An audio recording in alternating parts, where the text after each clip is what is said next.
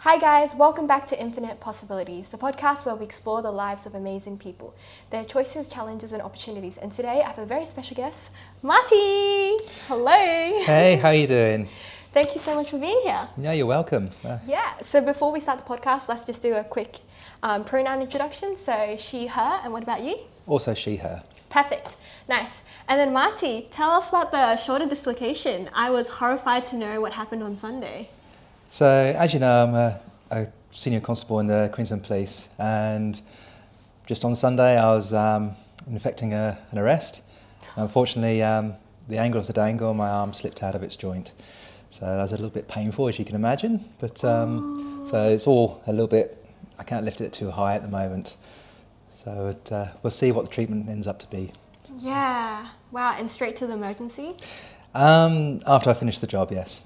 So, oh wow! So you held it in. You're brave face. Yeah, you can't show weakness when you're doing the job. So you've got to put a brave face on things and finish off what you're doing. And once that's done, then you can go away and cry in a corner. Yeah. So. Sounds awesome. So yeah, Marti has lived an extraordinary lives, different careers, a life within a life. So yeah, we really want to go right from the beginning. So Marti, tell me, what kind of child were you growing up? So I was the youngest in the family. My sister was 5 years older than me. My brother was 2.5 years older than me. So I was the last one. And I guess really, childhood-wise, was nothing out of the ordinary. Obviously, I was a boy back then, and I'd grow up rough and tumbling with my brother all the time, as boys do. Always played sports. I got into rugby at an early age, and I played a lot of rugby, even up to where, I played for 16 years as a career and got to the point and got to the level where I was able to be selected for England. But unfortunately at that time I never got to have my go, because during training I dislocated my knees and that was the end of my career. So that was cut short before it got started as such. But that's life. Wow, 16-year career. So you were, how old were you at the time? So I started playing proper rugby when I was about, obviously we started in school when we were sort of 12, 13, but I got a real go for it when I was 16. And then I was able enough and I was big enough to play with adult rugby. So I played for the local clubs, and through playing for local clubs, then when I joined the Army, the British Army, I went into the Army and I was able to play for the Army as well, up until the point where I was selected to go and try out for UK, for England. Wow, I didn't know about that. Professional sports career. It wasn't really professional, but not back then. But yeah, no. Yeah. Wow. Okay. And so, what about when you were growing up? What sort of career did you envision for yourself? / what did your parents want you to do? Okay, so peer pressure from mother and dad? No, not really any. They were just more than happy to say, just be what you want to be.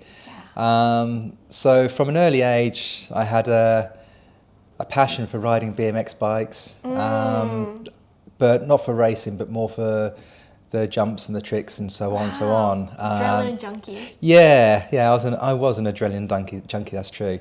And I even got to a case of where I rode with a few world champions, just for fun. Just for fun. Yeah, I was never as good as they were, but just for fun I'd ride with them. And it's just being lucky to be in the right place at the right time. So I had a few friends in that industry. And but obviously when I joined the Army, I couldn't ride those anymore because I was busy doing Army things. Yeah. So when did you join the Army? Where does this fit in your timeline? How old were you? In the timeline, okay. So I was 20 when I joined the British Army, which is actually quite late in life compared to the average, because most of them will go straight in from school. So 17, 18 kind of thing. Yeah. So I was perceived as one of the old ones when I got in. That's hilarious. At 20, yeah. So that was all good fun. General childhood was fairly standard, fairly normal, apart from the fact that when I was about 15 or 16, I realised that there was something different about me, but though I wasn't never sure of what it was until I saw the front page of a newspaper. And that's where I learnt that it was possible to have back then it was called a sex change, but it's possible to be, have operation to be someone that you weren't at birth, if you like. Yeah. so that awareness came to me at that point, and it was always there in the back of my mind. But when I joined the army, I thought, well, I was built like a brick house. And yeah, I was just assumed it was never going to happen for me, because there was just no way I was going to ever be small enough, or that it's even physically possible to change your body or something like that. So yeah, I kind of put a typical stiff upper lip on it, typical English person, and motored on. So that was that, really. Yeah, wow. We'll dig into that later, because that happened when you were like probably like 48 or like much later in life. I was 42 when I finally came out. Yes. Yeah. Ah, okay. Yeah. Nice. So I want to know. So in high school, what were your sort of favorite subjects? Science, chemistry were good fun, because I got to use the Bunsen burner and blow things up. I was very good with my hands. All the sort of practical things like metalwork, woodwork, all the design and technology, engineering drawing as it was back then, technical drawing. I was really, really good with those things, and of course sport. I was good at all the sports. So that was my thing. Mathematics didn't seem to be a problem for me, because I think I was a very logical sort of way of thinking. So logic comes into mathematics and to physics, and they're all very closely related. So I think that's why I excelled at those sort of lessons, really. Yeah, you sound like a high achiever. No. No, I think my yearly report going back to my mum and dad was, could try better. Or really? Could do better. Yeah. So I was just the typical boy at the time, interested in other things, and didn't care about grades, but you were like pretty like sort of, I guess, naturally smart-ish. I think I was, I probably could have done a lot more, and could have gone into different things and maybe bigger and better things, who knows, but I'm certainly happy I am where I am now. Yeah, that's cool. So I'm kind of curious, what did you do in that sort of 3-year gap before you joined the army when you were 20? So I worked with cars a lot. One of the things we had when I was back in school was we had a big teacher dispute going on for probably about 5 years in my latter years of school. And so they put us on reduced times. So we started school pretty much at 8:45 in the mornings and finished at 1:30 in the afternoon. So that was our school time. And so that left a lot of time to do other things like riding my bikes or for working. So at an early age, about 16, I started working for a local garage, and it was working on car repairs. So I used to repair Jaguars, Rolls-Royce and vintage cars, and repair them and restore them. So I was very lucky to fall into that, and actually, being that I was good with my hands, it just seemed a natural thing, and I took an interest into it, and I became quite good and quite proficient at it. So I was very lucky there. And then when school finished, I carried on that career. I went through Southampton Technical College in the UK and got my apprenticeship done and everything, which was back in then was called a City and Guild certificate and so on, which was quite a high level for what I did back then. I don't know what they do these days, but and then I ended up doing working for British Touring Car Championships and repairing a lot of the crash cars during the races and getting them back on the road ready for the next race and so on. So that was... that's exciting. You get to like watch the races as well, no? It was horrible, because I repair the car, get the car ready for racing, and then 2 laps in I see it demolished. I think, no! Then I know what my work for the next week is going to be. So it was it was good fun. It was interesting, but it was just all the hard work, and in 2 seconds it's destroyed, and you think, no, that's not fair. But that's just racing, that's life. That sucks. Yeah. And you were telling me just then that repairing cars back then and now are different. So absolutely, yeah. Well, I think back then, I mean, we're talking late 80s. There was still we did apprenticeships, and we were very more sort of hand skilled. So we would repair things and manufacture things like panels and parts of a car and so on. And there wasn't the consumer usability that we have in this day and age, where car manufacturers or body repair specialists will just look at a car and think, oh, that needs a new door, I buy a new door and put the door on. So back then we'd have to actually maybe strip the door apart, take the panels off, put a new panel on it, weld it on there, clean it all up, make it look like a brand new door, and then put it all back together and so on. So yeah, we were a lot more hand skilled back then than people are these days. Today we just call them fitters because all they do is fit new parts. But that's insurance companies dictate that because it's I think become to a society where everything's a throwaway society. So you buy a new piece, put it on, throw the old piece away. It's quicker. So I guess they feel it's cheaper for them to do that as opposed to spend the time to actually manufacture a brand new item. So it's all dictated by insurance companies. Yeah, interesting. And so how long would it take you to make a door? Probably somewhere in the region of maybe about 6 hours. 6 hours. Oh, that is quite a long time. It is, but then you can think of it in two ways. A car could come in, a damaged door. You think, okay, you strip the car apart, you've taken the door off, you've ordered the new part. You have to wait a day or so, or maybe 2 days for the part to turn up before you can carry on the job. Yeah. Whereas we've just ordered the sheet metal in, we can just repair, make the door, and we could be probably complete before the new part turns up. Yeah, that's true. But I think what happens now is that in these larger garages, they've got so many cars on the go, they'll be working on this car, working on that car, working on car there, while they're waiting for the parts to turn up for this one. So it becomes like a... clockwork. Yeah. So, there's just not the call for skilled hands anymore. Yeah. Sadly. Aww. Yeah. Do you still think you have it in you? So if someone's car breaks down, brings you out, Marti. I don't have the tools. That's what I tell them. Yeah. I probably could. It'd take me a bit of time.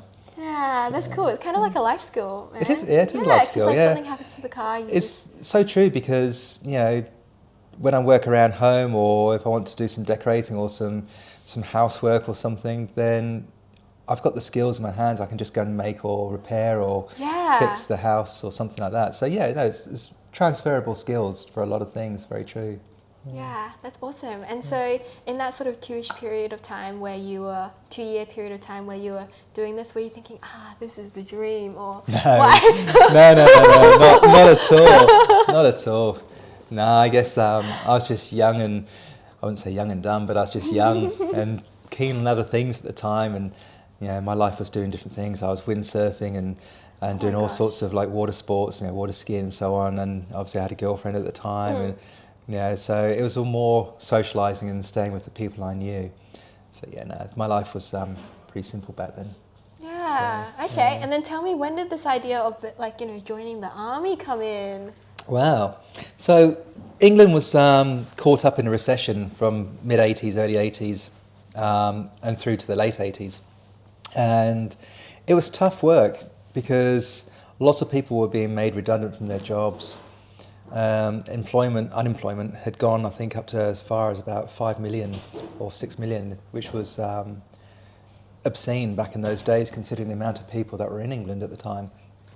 So big decisions were made as what we're going to do, and I thought, I'll join the police. So I went off and passed all the exams and joined the English police for working in a place called Hampshire. And at the same time, I had an application running with the British Army to join the army, and that also came to fruition as well. So I was left with the thing: do I join the army? Do I go to the police? I'm not sure which one I'm going to go into. And so I was a little bit, I think, naive back then. The town I would have got stationed to with the police force was approximately 70 miles away from home, so it was about 120 k's away from home. And back then I thought, it's too far. I was only 19, going on 20, and I thought, no, it's too far from home. I didn't want to be that far from home. So I decided to join the British Army. And then the next thing, went through all the training, 3-4 months of hard training, and then my first posting was in the middle of Germany. Oh, so good decision. Yeah, exactly. So my decision to stay close to home backfired quite considerably, and I was posted a couple of thousand k's away into the middle of Germany. But that was the best thing that ever happened, to be honest. It was, it got me out of my shell, and it turned me into who I am now. It gave me the confidence of life, and so no regrets at all. So I would always recommend the British Army to someone, or even the Australian Army if we're over here. Yeah. But yeah. That's cool. And so were you very introverted growing up, and so this one really pushed you out of your comfort zone, or what were you like before and after kind of? I guess the army will do that with everyone. It forces you to not be larger than life, but to be certainly confident about yourself, because you're going to go into situations where you have no choice. You've got to be, not harsh, but you've got to be forward. Yeah, you've got to be firm and forward thinking, and sort of like, not prepared to sort of take any backlash. You cannot show weakness. You are the one who's in control, and if you're a soldier, it's and you're put into a war zone or something, it's you or them. So you have this ability where you've got to learn to separate emotion, do your job, and then when you go home, you can leave that part behind and bring your emotion back in. So it just teaches you a lot about yourself in life. Which and that with playing the rugby was also, it was all about discipline. The whole thing was discipline. Yeah. So it gave me a good foundation for the rest of my life. Oh, that's awesome. So we really want to know, how intense was that training? So is it true the 5 a.m. wake-ups or 3 a.m.? Yeah, no, that's true. That's very true. Bless them. So you're an early bird permanently, is that No, correct? no. Oh, okay. I was at the time. So no. what time would you wake up, and what were the activities that you had to do?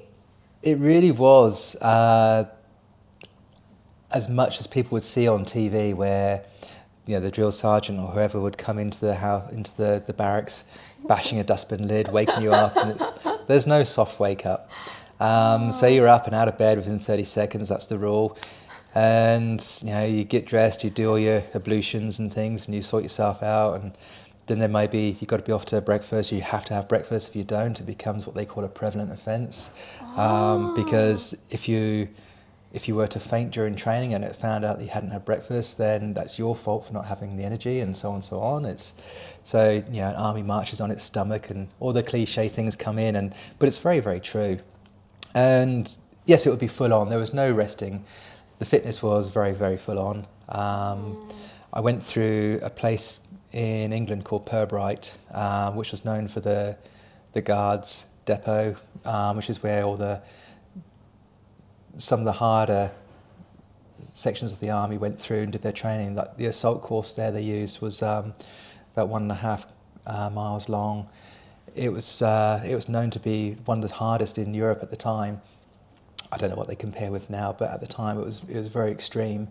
And we'd go through the assault course wearing about 40 kilos of kit on us, and so you're carrying yourself plus your 40 kilos of kit. You'd go over a 3-metre wall. You do various other things, but you had to complete this 1.5 miles within 9 minutes, which was pretty tough, especially when you're carrying your guns and everything around. And you were fit. We were very, very fit. Were you crawling in mud at any point in time? All the time, all the things, all the stuff you see on TV. We did all that, and we used to have this motto: if it's not raining, it's not training. So, and that was British humour, if you like. So yes, you had to be able to go through all these things, because you never knew what you were going to come up with. And as they say, war doesn't wait for anyone. The conditions are the conditions they are. It could be snowing, it could be dry, it could be sunny, it could be raining, it could be all sorts. And tough luck, you just get out there and do it. They say skin is waterproof. So, okay, we learnt the hard way. But it was good fun.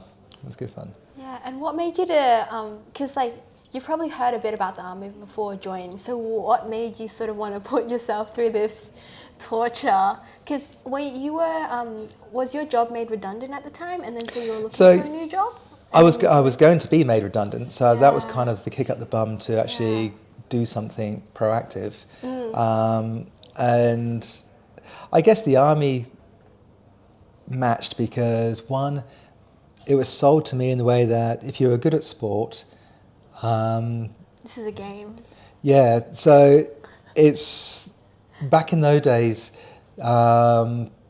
rugby and boxing were the most sought after sports in the British Army. If you were good at those, they would do everything they can in their power to excel you to the highest level. And that's how I got my chance to play for England. So, because back then it wasn't a professional sport as it is now, and the British Army, or the English rugby squad was made up of a lot of police officers, doctors, other hospital workers, and rugby or RAF or something like that, because they were the ones that were able to be released by their companies to go and do the sport, and we were the fitter ones, and so on and so on. I don't think it was until about late 91 or something like that, it then became a professional sport. People were doing it for a job and so on, and so the need for the army or the RAF kind of dwindled out, so that wasn't so much a thing then. But yeah, so that's how the army was sold to me. Think, oh yeah, come on in, come and do the sport, and for a long time I did. So you did it mainly for the sport, going well, in? that was one of the reasons, and obviously, the adventure. There was a lot of extreme adventure within the army. The chance to do tons of extreme sports. Obviously, you've got to do your day job, and these things are like a byproduct. You get the chance to do them as well. If you do this really well, then yes, you can seek to do a course for parachuting or for whatever the case is.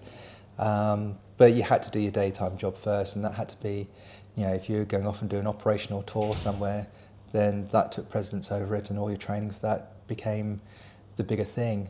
So, but there was downtime. There was a lot of downtime in the army as well. Okay, so what time would you guys have to wake up, and what time would you be able to clock off, essentially, with all your duties for the day? Good question. I'm trying to think from memory. I think once you've done all your training, all that, and you get into your unit where you're just doing your regular job, it was usually 8 till 4. It's kind of like a 9-to-5 job. Yeah, absolutely. Yeah. But on top of that, then you'd have occasional where you do guard duty. So the camp would be looked after by the soldiers as well, so all the security and everything like that. So you might have to do a day's work, have a couple of hours break while you have your dinner and so on and so on. Then you have to go straight to guard duty, and you work all through the night, come off guard duty, breakfast, and then go straight back to work. So you'll do that for a few days at a time.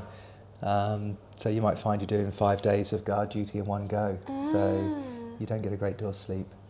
So. Wow. And what's the least amount of sleep that you've gotten? The least amount of sleep I got. I remember one exercise, I was in Germany, and I was actually driving a truck. And I drove for 3.5 days with no sleep. Okay. And why was that? Why would someone Because it was war scenario. There was no things were going on. It was hectic. Oh, so it was actually during the war. This was when you were on the battlefield. This was training. Training. So it's all sort of like it's all set up in a way that yes, there's an enemy coming in doing this. You've got to go off and do this job. So one of my main roles was meant to be recovery. So tanks would break down all the time, Land Rovers would break down, trucks would break down, helicopters would break down. And so I was constantly driving from one job to the next, to the next, to the next, to the next, to the next. And yeah, it turned out I did 3.5 days with 0 sleep. Wow. And what was running through your mind at that time? Just one thing? Where's my bed?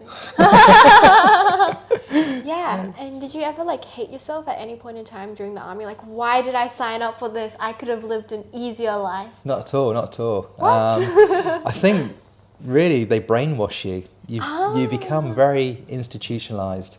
And it's part of the training. You see on TV when you see silly things like most of the American films will show it, where a soldier does something silly or wrong, and they drop and give them 20 press-ups or 100 press-ups. Yeah. So that was real to life. That would happen, and you go through, and it's just a case of you do exactly what you're told when you're told. You never argue, you never question, because what they want to condition you into such a way that when you go onto a battlefield, if they tell you to jump or turn left or turn right, you do it without thinking.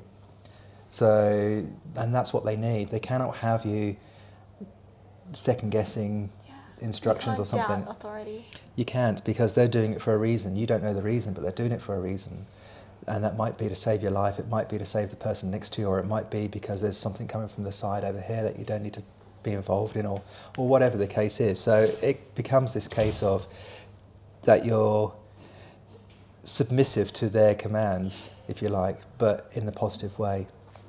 It's a little bit, think of it like an engine of a car. If you took out the spark plugs from the engine wouldn't work.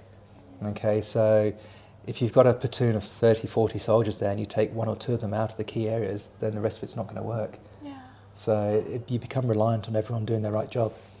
Yeah. Damn, that's hard. Yeah, but it's fun. Yeah, you learn and you become that way involved, and it's very good. Yeah. So. And tell me, what was like the first experience of you firing a gun? How was that? I had fired a few guns before I went into the British Army. Through living on farms and stuff. Oh, you were living on a farm? Yeah, I used to. So, shotguns and things. So I'd used a few of those in the past. So there's no big sort of surprise. no big surprise. But obviously in the British Army they do have a few bigger and better guns. Oh, hello. So yes, they have a little bit more power behind them, or something, small rocket guns or something like that. But I guess really, there was no fear of shooting a gun. I was actually very good with guns. I was very good with shooting. So I was qualified up to sniper stage. So, but I didn't wear glasses back then, so I wouldn't be able to do it now. Yeah. I'd be lucky to see a target now. Yeah. Fair enough. And then tell me, so did it meet your expectations versus reality when you joined the army?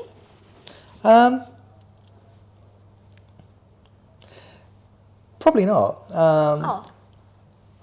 What my expectation was probably a lot lower than what it actually was. So what I ended up doing in the army, obviously I can't really talk about some of the stuff I did, but my day job was recovery with the REME. But I didn't spend too much time doing that. I did a lot of other things. Yeah. So I would go off and do a few tours here and there, which were colourful, should we say. Yeah. No, I mean, it is what it is. It was much better. It was a little bit more full on. It was what the army was designed to do at the time. So yes, I did get myself into situations where, yes, I did have to use guns for real and so on and so on. Yeah. Which is never a good thing, and it's but it's what you were trained to do. So you can't join the army and not expect to use a gun. Yeah, that's part of it. So if that's where you're feeling, because you think I'm going to join and just learn a trade, think again. Yeah, you're going to learn. You're going to be a soldier first. Yeah, that's true. And what about expectations versus reality from training to actually being on the battlefield? Nothing can really prepare you for the battlefield other than trust your training. Ooh. So you have to, I think that's why the armies will do constant exercises all the time. Exercises being that they might go out for a month and play war games or something, because they just need you to be conditioned in the fact that when you do get into a real wartime situation, it feels like an exercise. So you're doing it, it's what you've been doing all the time, it's just actually now the bullets coming towards you are real. So which is not fun. Yeah. It's not fun when they've got real things coming towards you, but it is what it is. Yeah, any serious injuries? No, not in the army. A few little aches and pains here and there, but nothing too severe, no. Oh, maybe you were too good. I survived. Yeah. So I'm here today, so touch wood. Yeah, that's good. Wow, and how long were you in the army for? 6 years. Oh So I did, you say with no injuries, I did actually get medically discharged in the end because of I dislocated my knee and I had a result on my back as well. So they just deemed the fact that I couldn't do the job I was designed to do at that point. So they said, your choice, you can take the medical discharge or you just end up getting worse. So I took the medical discharge in the end. So that's how. Oh, I'm fine. Yeah. So there's no not lasting effects as such. You're lucky. Yeah. Yeah, and how hard was that decision? It was the right decision at that time because I was currently married, and that marriage was suffering because of the army. Yeah. So it was the right time to put my family first, and come out and try and work on that marriage. So yeah, no, that wasn't a tough decision at the time. Oh, okay. And then tell me, how did you actually dislocate your knee and back?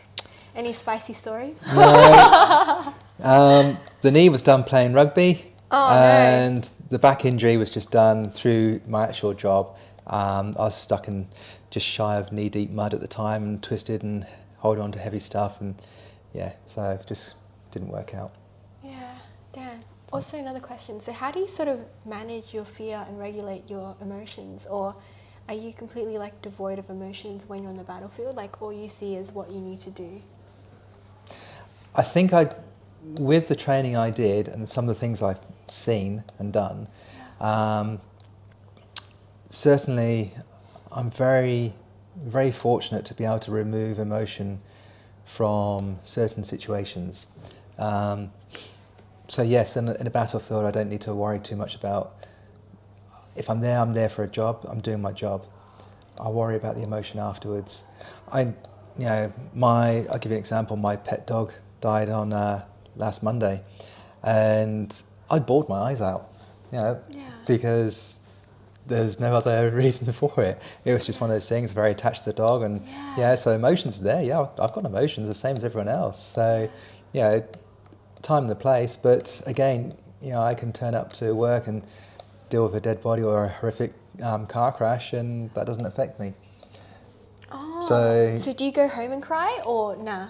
No, it's just my job, so I'm expected to do that. I accept it, and so I can remove emotion from that and just do my job with no issues. But I can, if I'm in the middle of a situation where I may have to use weapons or something like that, I can do that. I wouldn't say it happens in slow motion, but it happens in a way that I'm able to see and think about and have solid thinking about what's going on at that time. And I can go away, reflect on that, no problem. But, if I go home and I'm outside of working, whatever the case, I'm emotional like anyone else. Yeah, because it's almost like a safe place for you to be emotional, but when you're there, then it has serious consequences. Yeah. Okay, cool. And then tell me about leaving the army. So what happened next in your sort of career timeline? So I left the army. I was a driving instructor. Oh, okay. So as part of leaving the British Army, they said, "Oh, what do you want to do when you leave?" No idea, I said. And they said, "Well, these are the options out there that we can train you up with." And I said, "Okay, well, look, I'm good with cars, I'm good with trucks, I'm good with bikes. I hold all my licenses. I'll do driving instructing."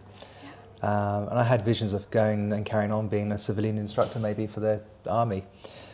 And so I went away. I became a driving instructor for civilians. Taught people to be instructors as well, and that was me for the next sort of 5 or 6 years. Oh, okay. Self-employed kind of thing? Self-employed, contracting to other companies, yes. Yeah. And that was good fun. It was interesting. It's odd not being in control of someone who's driving the car and you're thinking, yes, okay, please don't press the pedals. Yeah. But no, you've got more control than you realise. You have a set of dual controls on the seat. And you can just lean and grab the steering wheel if need be. So, that's true. It was harder to teach people to be instructors than it was to teach people to actually physically learn to drive. I'd imagine so though. Well, I think new people or new drivers have no concept. Blank slate? Blank slate, yeah, clean slate. Whereas if you're teaching someone to be an instructor, you've got to dismantle their bad habits, get rid of those bad habits and teach them to drive properly, because they got to show the example to the students. So that was actually tougher. Yeah. And was it easy to sort of get your driving business up and running straight out of the army? Was it because, you put hashtag was in the army, hashtag? No. Didn't help? No, it was actually quite easy at the time. There's, I think it was a time and an era. I've no idea what it's like in UK now, but back then it was the right time for driving instructors. There was a boom of cars coming to the road and people needed instructors. So it was the right time. So that was a good time for that. That's cool. Yeah. Also, just wondering, how was the sort of integration from army life to sort of everyday civilian life? Because a lot of people, they find it hard, there's no danger here, should we be watching out for something? That kind of cautiousness and maybe, I guess, paranoia that sort of follows, or did it True. I mean, you know, I was stationed in Northern Ireland for a while, and when Northern Ireland was still very bad, and every day you'd hear 3 or 4 bombs going off, there'd be lots of shootings going on, and so on and so on. So we'd see and do a lot over there, and when you came home from that environment, you went back to normal life, you hear some big bang somewhere, and it's like, you think, what's that? So you do, it's a natural reaction. It takes a while for those sort of things to go away, but I think the key is not to let it dictate your life. And I think I can't say it's where some people go wrong. Everyone's different. Some people it affects. I was lucky it didn't affect me. So even from my time from the first Gulf War, I wasn't affected by what I saw over there either. But I can see how people can, over a long period of time, they could be walking down the high street and someone slams a car door and they jump on the floor because they think it's a bomb or something. But you hear about these things, but no, I was very fortunate on that. The only thing I wasn't fortunate on was when it came to actually leaving, and they promise all these things. You can have support for a dentist, you can have support for doctors, you can have support for this. Here you go, here's the door, off you go, outside, into civilian life. They shut the door behind you, and actually none of that was there. There was no support. So I remember part of the thing of leaving was to see a psychologist, just to try and get you back into civilian life. And I sat down there with the psychologist, and after a conversation, she turned around to me, she said, "I can't help you." She said, "You're too complicated." And so I was pushed off, and that was me done. Wow, said by a psychologist, man, that's your job. I know, but that was life. So look, it is what it is. I've never looked back. The only thing I did miss though, and that's part of how I got back into the police over here, was I missed that. I think you guys over here call it mateship, the camaraderie and things, within the forces. And I did miss that, and I think that's something that stuck with me from the army days. And that's where they condition you into having your teammates and your comrades around you and that. So I was always void of that through every job I did in between. Yeah. So, damn. Also, can you tell me what is this complexity that she's talking about? Is it like you have sort of like contradicting sort of emotions, or like, because you seem like you have your stuff together, like you go to the army, you're not really affected by what you see, and then or was it like, you're fine, and then just touched you, or like? I guess I'm just lucky. So it's not to say that my cup won't get full at one point, but I'm just lucky where I'm able to, I guess, look at things for what they are. Yeah. So you come across, in my daily job now, if I come across a serious incident, it's happened. There's nothing I can do about it. I just need to do what I'm designed to do now, and resolve or report or whatever I've got to do with the job. So I don't think, if you look at a dead body, yes, it's a dead body. Okay, if you know the person, it's different, but you have to remember the soul has left, so it's just now a body. So I don't worry about it too much. I think, okay, as long as the soul's gone, okay, look after the people around them, are they okay? You do what you do with that, and I can be very compassionate. I can show compassion all day long, no problem at all, but it doesn't mean I have to be emotionally invested into showing compassion, if you like. Which sounds a bit odd, but I'm not going to stand there and cry with someone because they've just lost their loved one. I'll be very compassionate to them. I can help them, and I guess that's where I get my release, that I'm doing something good to resolve the situation a little bit for them, or to ease the pain for them. It doesn't matter about myself. So I can worry about myself later if I need to. But I'm very lucky just to see things for what they are. Wow, what a great skill, like no matter sort of what you come across in life. I've seen a lot. And I think that's what makes it easier for me to do my job these days, is that I saw so much in the British Army that there's nothing that's going to shock me now. So, Start young, kids. Could do, yeah. Yeah. Okay, cool. So driving instructor, 5-6 years. What happens next? So my first marriage didn't work out, and that was down to the part of the fact that in the army I'd go off for 7-month operations. Be it the first Gulf War, be it Northern Ireland or Bosnia, Kosovo or something like that. Yeah. And at the point where you leave your family behind, you go off and your brain just clicks into wartime operational, this is my job, I'm doing my job for 7 months. I'm not even thinking about family, I'm not thinking about anything else. But obviously your family have moved on, they've lived another 7 months without you being there, and they've got used to you not being around. That when you come back, it's weird. You come back thinking, okay, I left on April the 1st, so I will take off from there.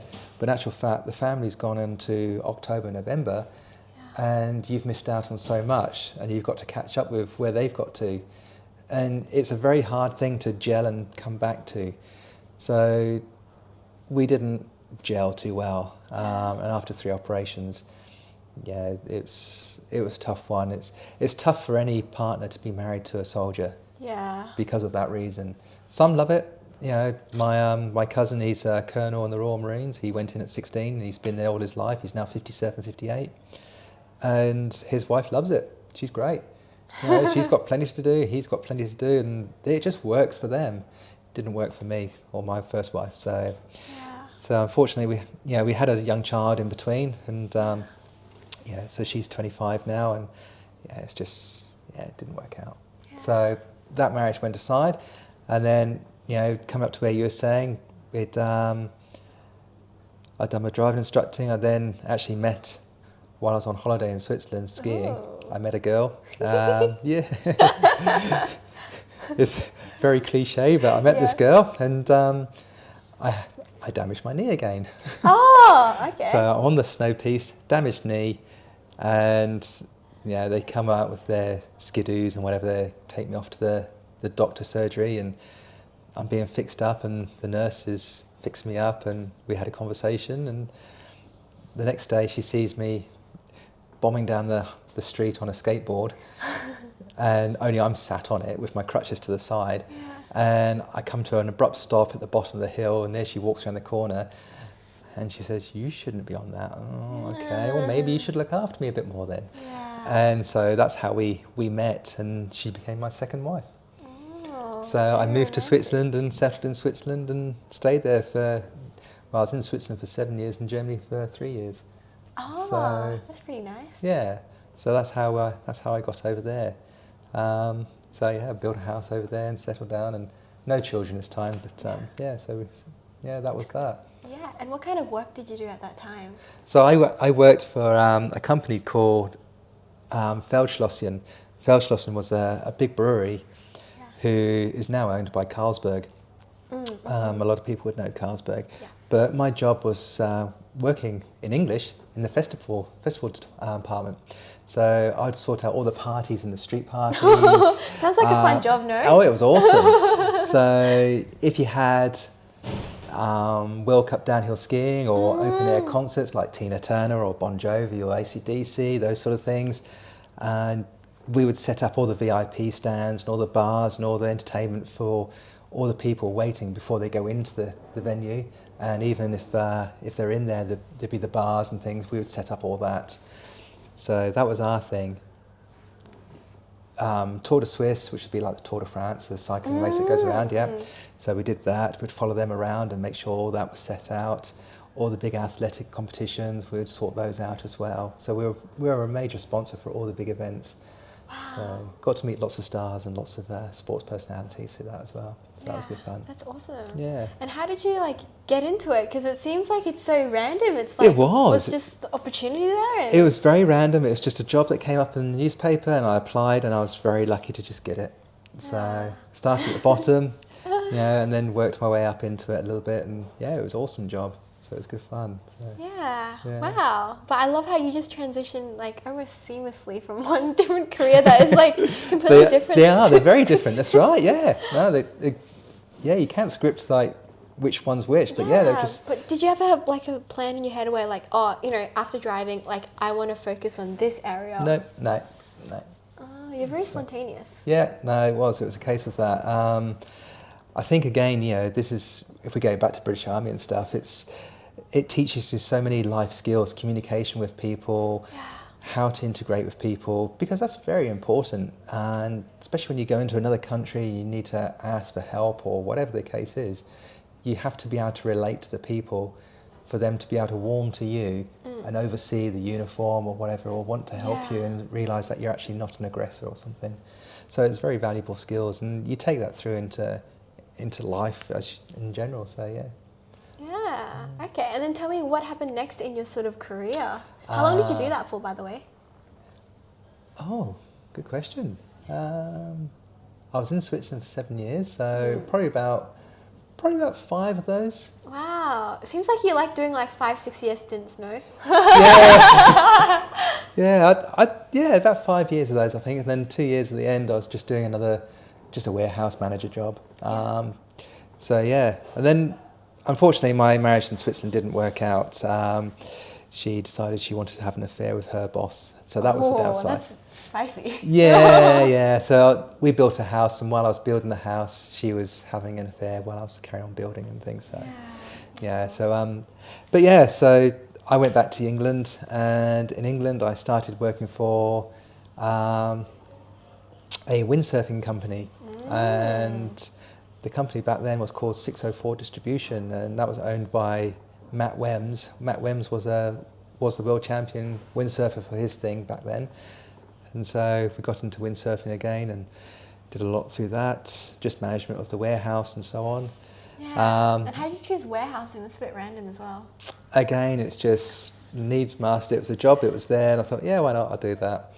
The product was interesting, so yeah, we give it a go, and obviously got to use a lot of the products a lot, so that was all good fun. And did you ever have like an ego at any point in time in your career where you were like, oh man, you know, when I was in the army, I reached this level of rank, like why am I doing... No, because again, the army teaches that. It makes you humble, no? It does, exactly that. That's what I was going to say. It makes you very humble. Yeah, you're very appreciative of life and of those around you.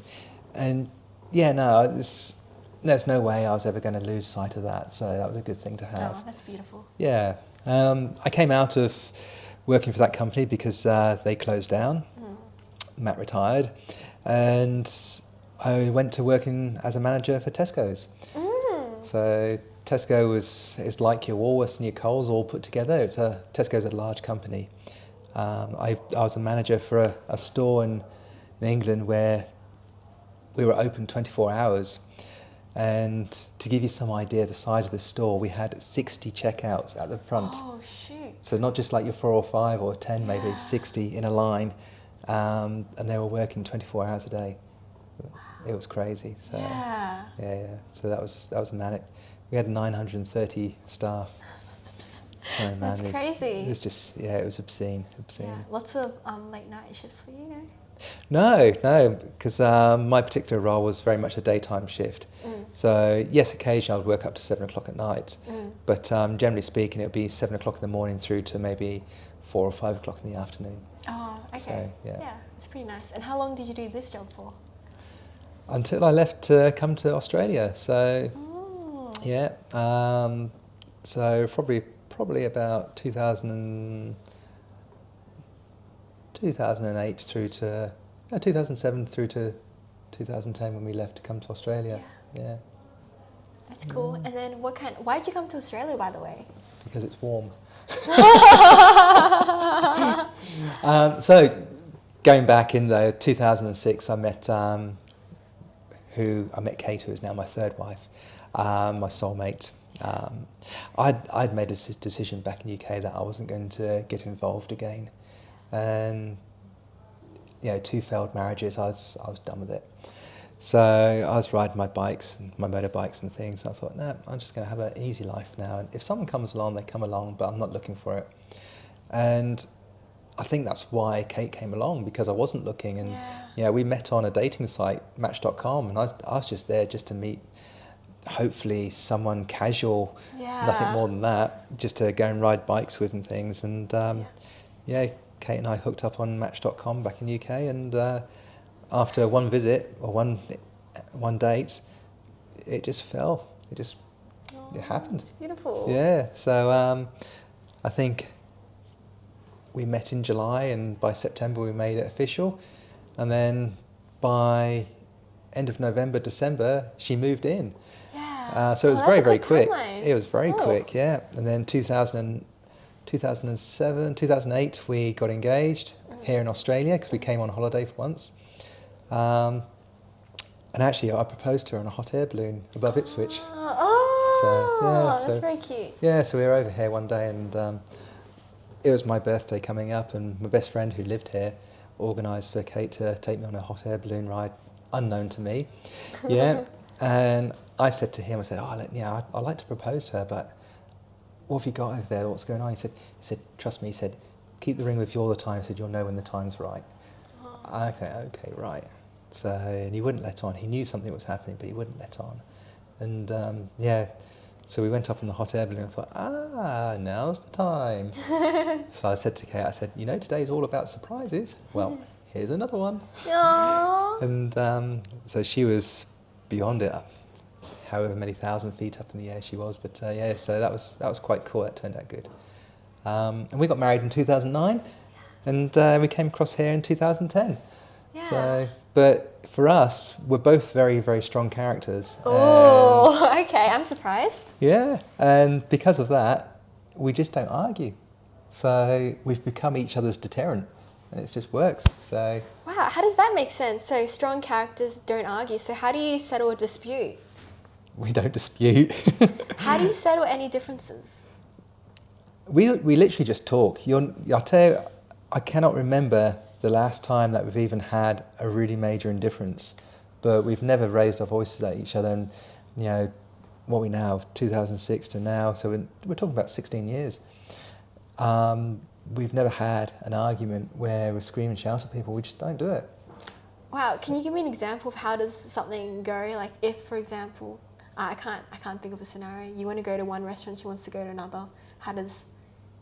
Do you just... Yeah, that doesn't really... No. Yeah, like how do you, what's the sort of dialogue? Like I think a lot of people can maybe learn from this. It's just compromise, tolerance and compromise. And I think this was the joy of us meeting later in life as well, where we'd learnt from our marriages before. She was married once before as well. So we'd learnt from our previous mistakes, and we just both, when we first met, we just laid it all out on the table and said, okay, look, ta-da, this is me. And this is all my skeletons. She said the same, and I said, well, we'll give it a go. If it works, it works. If it doesn't, it doesn't. And it just worked. It just clicked. So yeah, we just don't argue. We just discuss, and if there is a decision to be made, like we're currently talking about new dogs and things for down 3 or 4 months down the line. She wants a Labradoodle. I don't particularly want a Labradoodle, but we're talking about it. We weigh up the pros and cons of everything, and we make a decision at the end of it. Wow. So is it just like a pro-con list, and that's how you sort of get to... Yeah, I guess so. Yeah, really. Yeah. So, that's beautiful teamwork. It is, and I think that's it. It's teamwork. That's the way to look at it. It's there's no I in team, so they say, but it's definitely a teamwork thing, and we are a good team. We just work. So very, very lucky. So, Damn, cool. And in your own words, how would you describe what is love? A deep question, but... Tolerance, yeah. Hard work. Love is hard work. No, it's... I think someone used to say to me, marriage is about 95% work and 5% love. I don't disagree. I don't necessarily agree with that. I don't disagree with it, but I don't necessarily agree with it. I think you have to learn to be tolerant. You have to learn to be very mindful of the other person. It's not all about one person. It's a team. And I think as long as you keep sight of that, then you can actually have a very enjoyable life in between. So with Kate, it came very easy, and the bond is something that comes over time. It doesn't just happen. Yes, you have that sort of honeymoon period everyone talks about, where you first get together and you've got that natural attraction and things. But they say don't judge a book by a cover. Well, of course you do, because you look at somebody and think, yeah, you're nice looking, I want to come and talk to you. Yeah. So we all judge a book by its cover. Yeah. There has to be for that natural that's attraction. all you have to be sort of... Exactly that, yeah. So, but there has to be more behind it. And I think we've become very conscious of the fact it's the person, not the looks. Yeah, so Kate was very happy about myself to transition, and she told me when we first met that she was bisexual, and I didn't even bother about it. It wasn't. Yeah. There was no sort of preconception of, oh yeah, I'm this way inclined. She didn't know back then, and I didn't really sort of broach the subject. There was no burning desire to transition back then. Yeah, and so she sort of said what she is, and I said, yeah, that's fine, that's cool, that's no problem. And we went from there. So it was only later in life that she worked out that, there was something a little bit different about me. And she said, well, no, after we had a chat and it all came out, she said, yeah, if you want to transition, you can, it's no problem. And so that's where the other part of love comes into it, is the fact that we realise that it's just skin.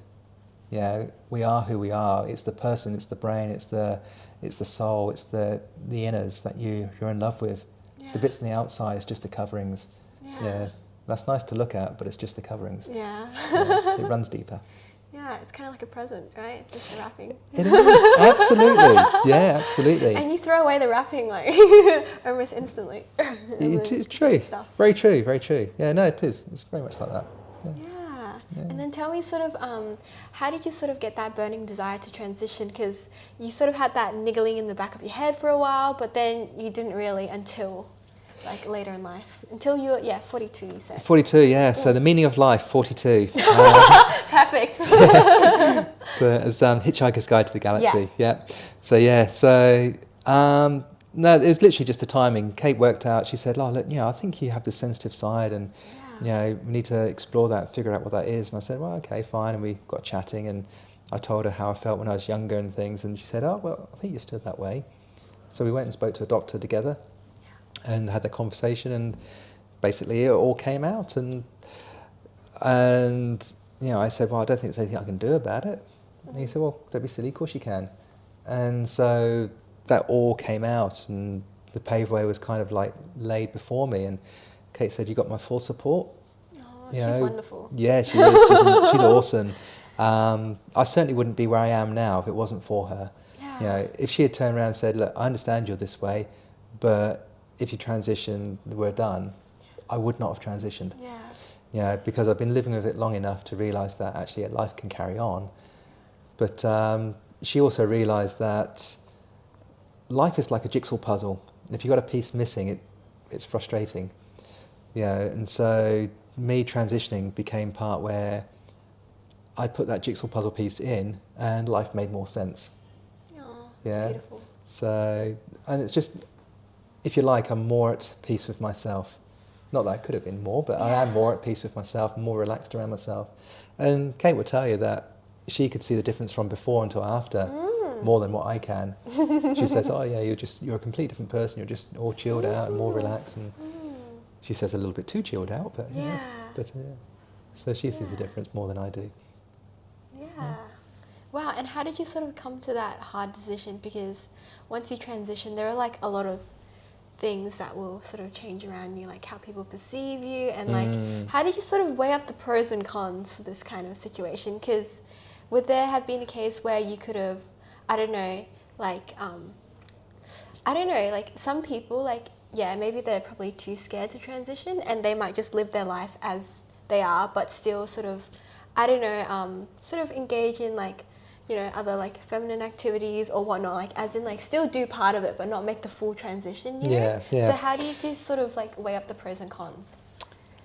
So I went through a process, I think for about 6 months, where, like you say, weigh up all the pros and cons, and you just play things over in your mind all the time. And I went through this 6 month period where I knew I was going to, or I thought I knew I was going to lose everyone.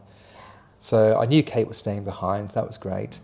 And I had to get to terms within my own head that I had lost everyone.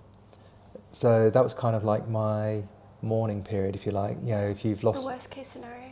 Yeah, yeah. So once I was comfortable with that, then I thought, yeah, okay, now's the time for me to tell people. Also, hormones have been going for 6-7 months.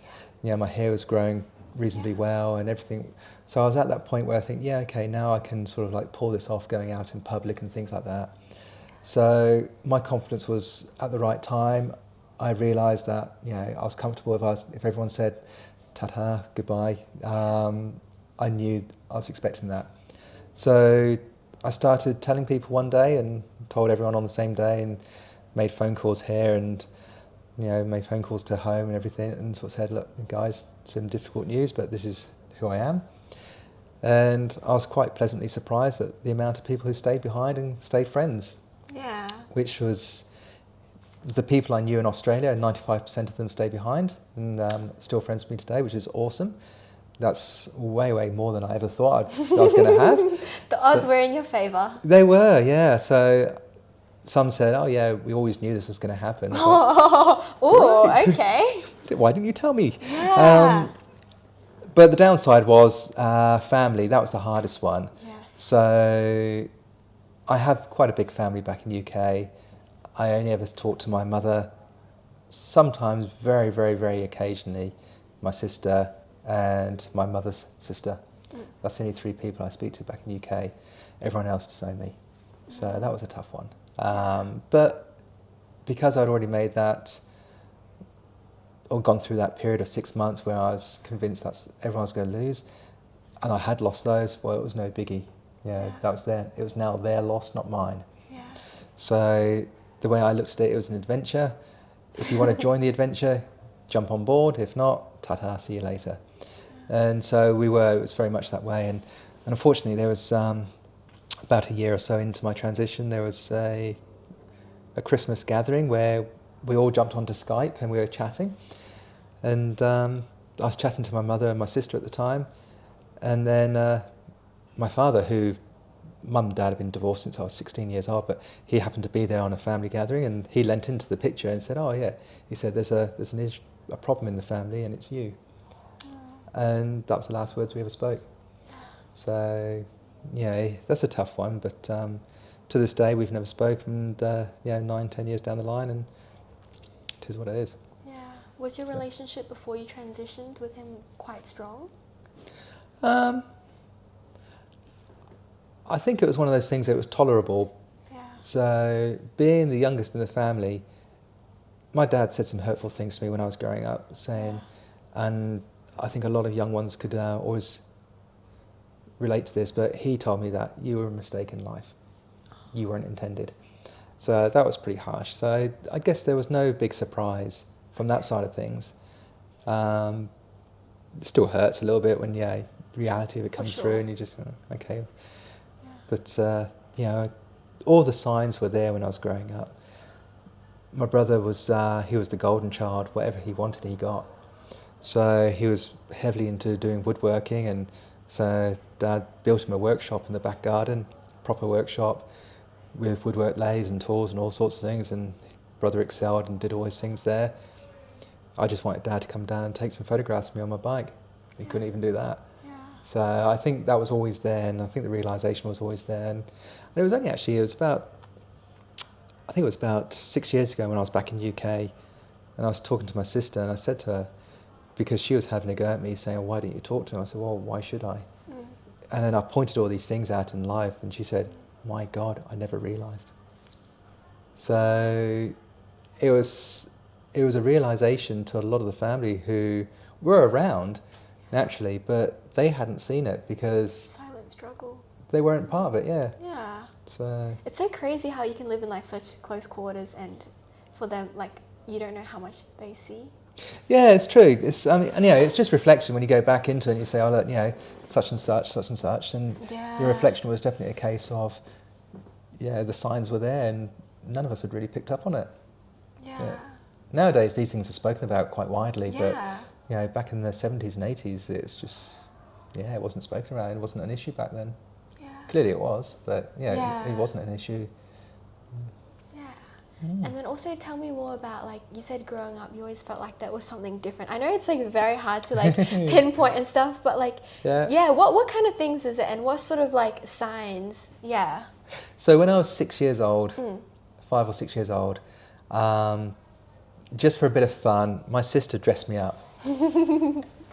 And it was just one of those things, she was older than me and I was younger, and you were her like Barbie doll kind of like. Exactly that. And so she dressed me up, and I think, as we say, the penny dropped, and I was sort of like, it felt right. It felt that this is what it should be. But then I thought, well, I'm a boy. This isn't what it should be, and so it's confusion. And I guess the reality of it felt wrong, and it was. It almost became like a dirty little secret, if you like. Yeah. Because why was this feeling right? I don't know. Yeah. I had no inclination as to why it should feel right. So it had to be wrong. Yeah. Yeah, does that make sense? Yeah.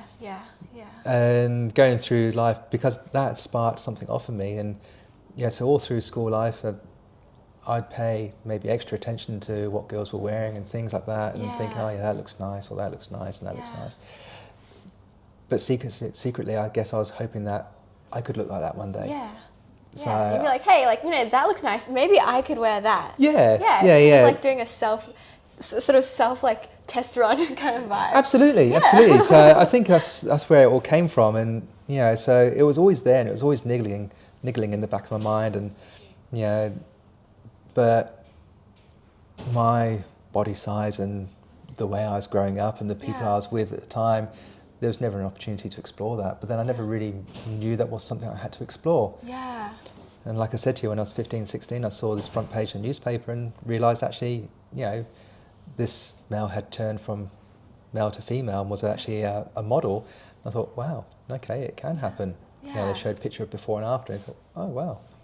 So I realised then that being a transgender, or back then it was called transsexual, but I just realised there was a word for it. I realised there was something on it, but I could never have told anyone then. If I'd gone to my doctor, for instance, I'm pretty sure I would have been put in a white straitjacket somewhere. So it's just one of those things. But when I got to Australia, I'm certainly glad I transitioned in this country though. More accepting. Yeah, absolutely, more accepting. Your doctor is like wonderful. Like, here's how he like laid out the roadmap. Like, he's awesome. But the level of acceptance is far, far better here in Australia than it is back in UK. UK, although everyone believes them to be so far forward, they're not. They're so far back. And even the process there, if you want to start a transition, you go on a waiting list to see a specialist. And that could be anything from 18 months to 2 years. Even before you get started. Oh, that's crazy. That's obscene. But that's just how bad it is over there. So, And then what about, so how do you, like, maybe some people are listening to this and thinking like, hey, maybe do I identify more like this rather than this? So how do you sort of, like, know what the difference between, like, sort of like being just like a feminine guy / actually, thinking that this is the last piece of the jigsaw piece? That's a tough one, because I'm sure there's a lot of people out there who find themselves,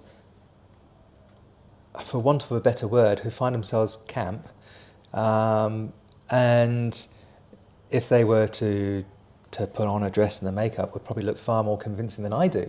I've no shadow of a doubt of that. But when I first started, I think there was a good sort of 2-3 year period where you try maybe too hard to try and look like something you're not. And I had to learn to realise actually, okay, I'm not going to be a model, I'm not going to be stunning, I'm not going to be fantastic looking, I'm just going to be me. And once I was comfortable with that, then I've just settled down. So when I first started, I'd wear skirts and dresses and things like that. No maid outfit today. No maid outfit today. That was like an inside joke. But I quickly, from that point on, realised actually, you got cowgirls, jeans, boots, and shirt and a hat. Well, they're still female. Yeah. they're no less a female because they're wearing jeans and shirt than the person who's in a skimpy dress next to them. Yeah. So, and I kind of realised with myself, as in, I still love my Formula One, I still love my motorbikes, Yeah. I still like watching my rugby, I still like all those sort of things, that actually I may have changed the wallpaper and changed all the plumbing, Yeah. but I'm still that way inclined. So I guess I've just evolved into jeans and shirt and just casual, and that's just me. So I'm happy, I'm comfortable with that. I don't need to go and wear a dress. I feel a bit odd if I wear a dress. Yeah. Yeah, but naturally, if we're going out to dinner or something like that, it's some special occasion, Nice. I try. But Yeah. I don't feel comfortable doing it. So yeah, it's just, I think for those who are coming out, it's just realising you don't have to go from one to the other in extremes. Yeah. Yeah, there's nothing wrong with just wearing jeans and a shirt Yeah. and just slowly evolving, or just being casual. There's nothing wrong with that. You haven't got to present in this whole pink fluffy way, if you like. You don't have to go that far. And I think some people make that mistake where they try too hard and go too far. And it can have the adverse effect where, one, it certainly points them out and certainly amplifies if they're walking down the road and they're trying too hard and people spot them instantly, and that can draw unwanted attention. Yeah. So that's a tough one. But everyone has the right to do what they want. They have to explore themselves, and it's a journey that for some it works out, for others it doesn't. So you have to just, I would urge people who are thinking about coming out is don't let the transition define you. It's an adventure, it's a journey. Just go with the flow. Just find it, take it step by step, just go with the flow and evolve into it. You'll know when the right time to wear this or to wear that is, if that's the case. It's kind of like the hot air balloon, you know when the time is right. Yeah, definitely, yeah. So, and what about those who want to transition but are so scared of like what their family and friends will think? It's a tough one, it really is a tough one. Ultimately, the individual will know when the time's right for them. So I know it's a very bad answer, but I was chatting to a gentleman at a conference in Sydney 3 months ago, and he was a few years older than me, grey hair and all suited, very, very nice guy. And I looked at him and I thought, I know there's something more about you that you're not saying. And we had a few conversations, and then he started opening up to me in text messages and stuff. And I thought, wow, okay. And actually, I'd even had a conversation with him yesterday, and he's now, based on the fact of the conversations we've had, he's now plucked up the courage to come out and tell his family, which is awesome for him. Oh, so great. Her now. Yeah. It's the pronouns, you gotta be careful. Well, he hasn't taken that step. Okay, But it will evolve into her. To what level, I don't know, but it's early days. And I wish her all the best for the future, and I'll stay there for support if that's what she needs. But it's just, I guess, people who are stuck in these things, to know the time is they need to talk, they need to communicate, get into discussions, not so much on Facebook because that's all virtual and too much can be lost in translation. But you need to go along to decent groups and just sit down and chat and just put it out there and say, hey guys, I feel this. Learn of others, get some experiences, good or bad. They're still experiences, and they're still valuable experiences. But certainly chat to people and say, hey, and step forward from that way. Yeah. And then there was also this post that you made on Facebook when I was doing some research that I found it was really beautiful. It was like you posted like 2 pictures, one of you as a guy and one of you as a girl, and then you wrote something like, to hell with people who think we should hide our past. Look, and again, everyone's different, but you'll hear about people using the term dead name, or they wish to like suicide. hide it, bury it. But to kill themselves off, and it's not them and whatever. And, but I find that, for me personally, I find that very sad, because that person before has made you who you are now. So be proud of it. Everything I've done in my life, there's a lot more to it than what we've just touched on it. There's tons more, but it's all adventures. It's all horrific stuff, non-horrific stuff, great stuff, adventures. Like, I think the only adventure sport I've not done is kite surfing because I refuse to, but I've tried everything else, and I've done all these things, but it's all given me the confidence. It's all made me who I am today. Yeah, I was even a Freemason before as well. The old Illuminati comes out, but I'd gone through all these things, and it taught me a lot about myself. Why do I want to lose that? Yeah. I just don't. For me, I don't get that. So if you come into my house, there's still wedding photographs up. Yeah. My life beforehand, you see me cuddling a lion. The lion's licking my face and things, and it's who I was before. Yeah. All the photos are still there, and my little one, Libby, she never knew me as Martin, but she'll still see Martin on the wall. Yeah.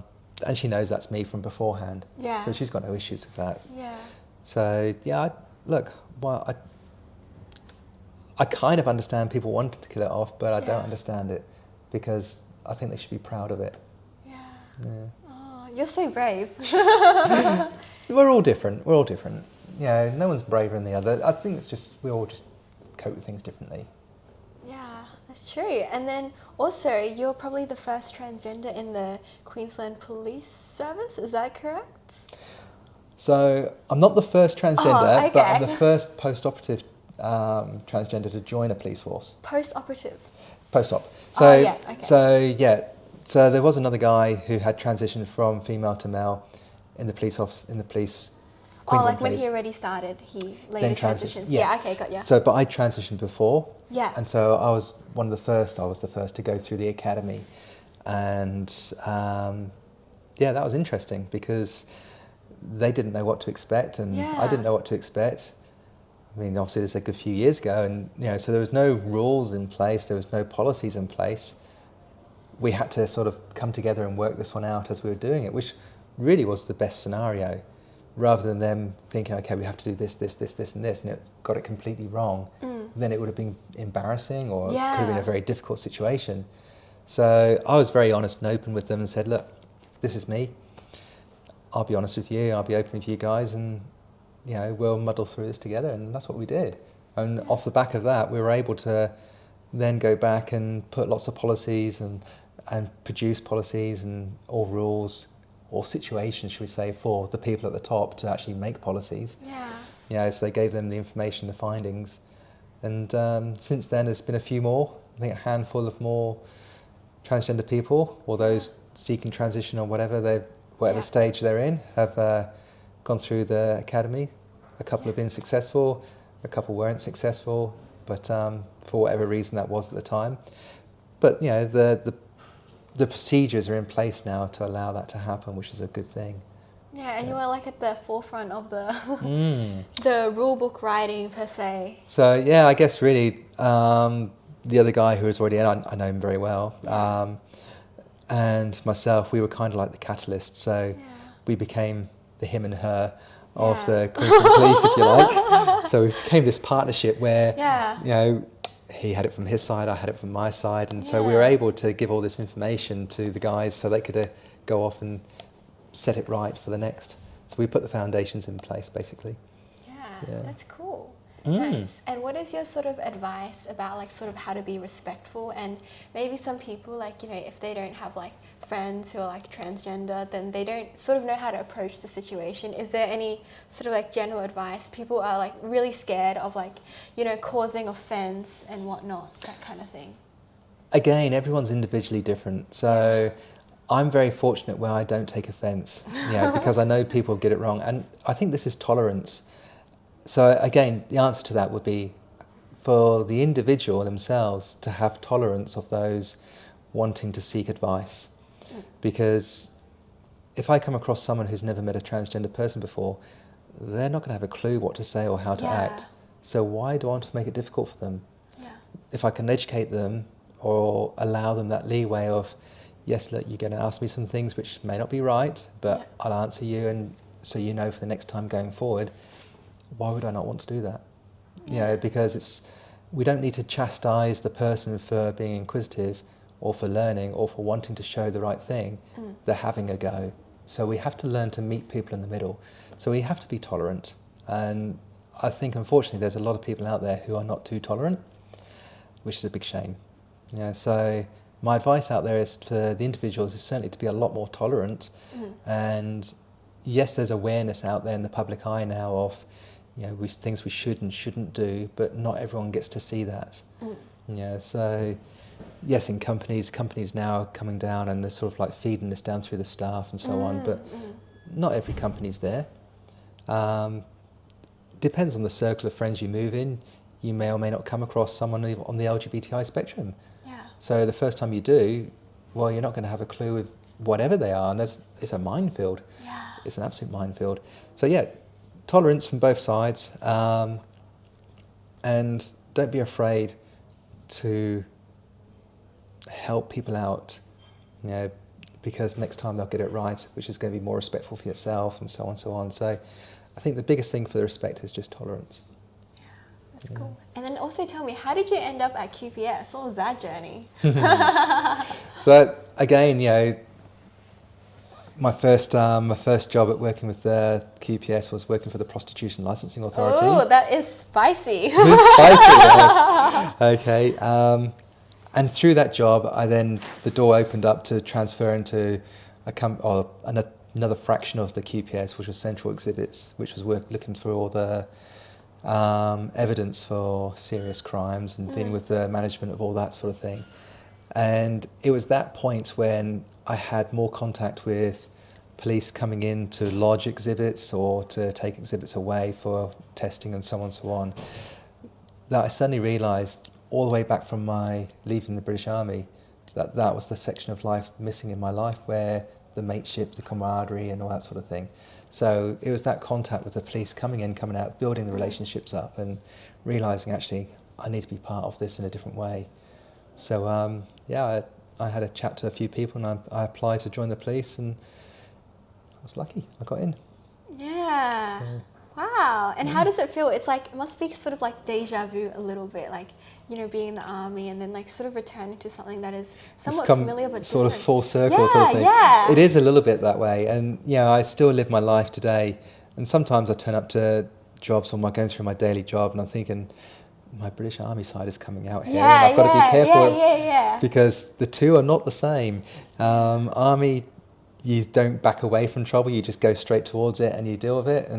But the police, they say, oh no, you've got to back away, you've got to assess and you've got to, So the two conflict a little bit, but I keep it in check, it's all good. There's a time and a place for everything. Yeah. So, but look, it's a fantastic job, it's a colourful job. It's never boring. QPS do not do boring. You never know what you're turning up to. It might be domestic violence, but every domestic violence job may be completely different. So you might be turning up to a traffic crash, but every crash will be different. So you never know what you're going to really see or what you're going to deal with, which makes it interesting. So you've got to sort of prepare yourself going to the job. I've got to think of this, I've got to think of that, I've got to think of this. And then when you get there, you think, actually, none of that makes any sense, let's do this. Yeah. So you've got to be quite spontaneous in the way you're dealing with things, but you've got to think quick on your feet. Yeah, that's cool. Also, back to that prostitutional licensing. So tell me, what exactly did you do there? Okay. So that's a lot of paperwork. Okay. So yes, there are licensed brothels in Which Queensland. I did not know prior to our discussion. There's a lot of illegal ones as well, but prostitution can be legalised in certain aspects, and it's more for protection of the girls, the boys who are on the job. But there are rules and regulations for it to be governed correctly, because it is a big way of money laundering, or it is a big way of, or it's known to be used as money laundering, alongside pizza parlours and all that sort of thing, where they always use those. But that's work. But no, there's a lot of girls involved, and there's very strict regulations of how the premises can operate. But so just doing the paperwork in the back. So paperwork in the back, and all the bank checks, all the record checks, making sure things have been done properly. Looking at so it's looking at a lot of records, and then if not, passing that information on to the actual police officers to go and knock on the door and say, Yeah. yeah.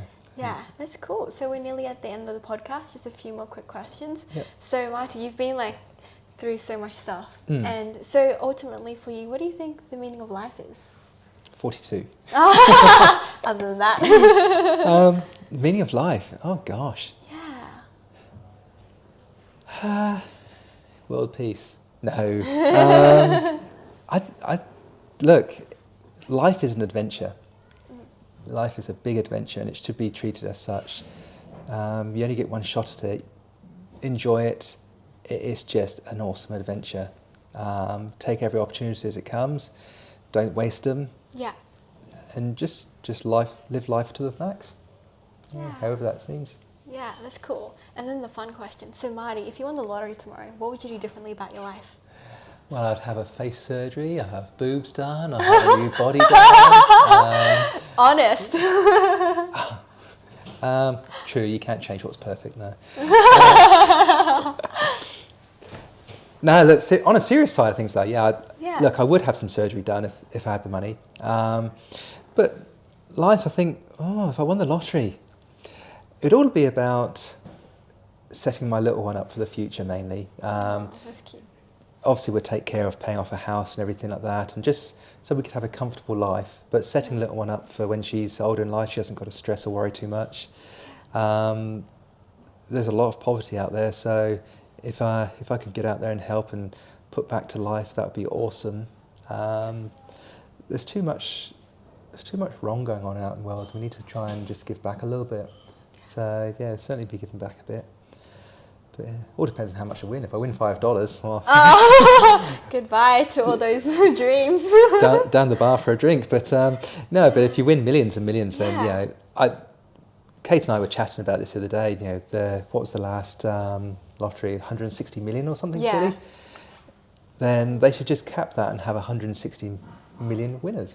Yeah. Or 160,000 winners, or whatever the case is. Just so everyone just put it to a bit where people win no more than $1 million or $2 million or something like that. Yeah. Split it all down. Give it back to people. That way is the money's going out to more people than just to one person. Yeah. And then the final question I want to ask you, what is an ideal day in the life for you? Ideal day in the life? Oh gosh. It ends with a glass of red wine or a glass of port. I think the ideal day is just to wake up, have a happy day, relaxing day, know that you've made a difference to someone else other than yourself, know that your family is safe, you got your health. To me, that's just the ideal day, where everyone's happy around you. Yeah, nice and simple. Nice and simple. Yeah, that's cool. And that's the last question. So let's say bye. Bye. See you later.